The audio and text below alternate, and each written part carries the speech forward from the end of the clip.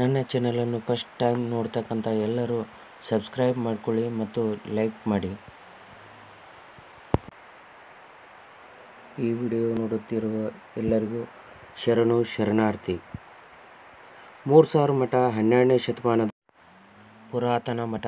ಈ ಮಠದಲ್ಲಿ ಆವರಣದಲ್ಲಿ ಸ್ಥಾಪಕ ಶ್ರೀ ಗುರುಸಿದ್ದೇಶ್ವರ ಸ್ವಾಮಿ ಸೇರಿದಂತೆ ಶತಮಾನಗಳ ಮಠಾಧೀಶರ ಸಮಾಧಿಗಳಿವೆ. ಜಗದ್ಗುರು ಬಸವೇಶ್ವರರು ರಾಜ ಬಿಜ್ಜಳನ ಆಸ್ಥಾನದಲ್ಲಿ ಮಂತ್ರಿ ಸ್ಥಾನವನ್ನು ತೊರೆದು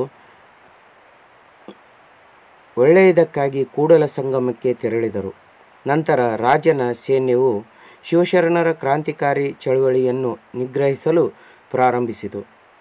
ಕಿರುಕುಳದಿಂದ ತಪ್ಪಿಸಿಕೊಳ್ಳಲು ಬಸವೇಶ್ವರರ ಸೋದರಳಿಯ ಆದ ಶ್ರೀ ಚನ್ನಬಸವೇಶ್ವರ ಹಾಗೂ ಶರಣರ ಗುಂಪು ಸಾಹಿತ್ಯ ಹಾಗೂ ವಚನ ಕೃತಿಗಳನ್ನು ಉಳಿಸಿಕೊಳ್ಳಲು ಅದರೊಂದಿಗೆ ಕಲ್ಯಾಣವನ್ನು ಬಿಟ್ಟು ಆ ಗುಂಪು ಉಳಿವಿ ಉತ್ತರ ಕನ್ನಡದ ಮಾರ್ಗವಾಗಿ ಕಾಡಿನಲ್ಲಿ ಹೋಗುವ ಸಂದರ್ಭದಲ್ಲಿ ಧಾರವಾಡಕ್ಕೆ ಬಂದು ಅಲ್ಲಿ ಅವರು ಉಳಿವಿ ಬಸವೇಶ್ವರ ಗುಡಿಯಲ್ಲಿ ಆ ಗುಂಪು ಹಾಗೂ ಹುಬ್ಬಳ್ಳಿಯ ಶ್ರೀ ಗುರುಸಿದ್ದೇಶ್ವರ ಸ್ವಾಮಿಗಳ ಮಠಕ್ಕೆ ಭೇಟಿ ನೀಡಿ ಅಲ್ಲಿ ಕೆಲ ಕಾಲಗಳ ಉಳಿದುಕೊಂಡು ಮತ್ತೆ ಮುಂದಿನ ಪ್ರಯಾಣವನ್ನು ಬೆಳೆಸಿದ್ದರು.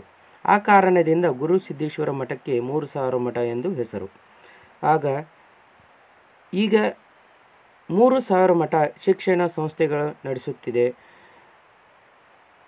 ಮತ್ತು ಅನ್ನ ದಾಸೋಹ ಹಾಗೂ ಅನೇಕ ಸಮಾಜ ಸೇವೆಗಳಲ್ಲಿ ತೊಡಗಿಸಿಕೊಂಡಿದೆ.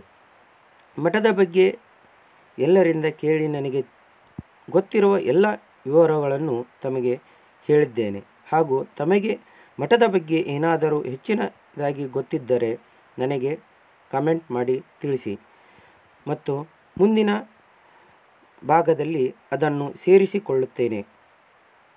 ಈ ವಿಡಿಯೋವನ್ನು ಪೂರ್ಣವಾಗಿ ನೋಡಿದ್ದಕ್ಕೆ ಧನ್ಯವಾದಗಳು.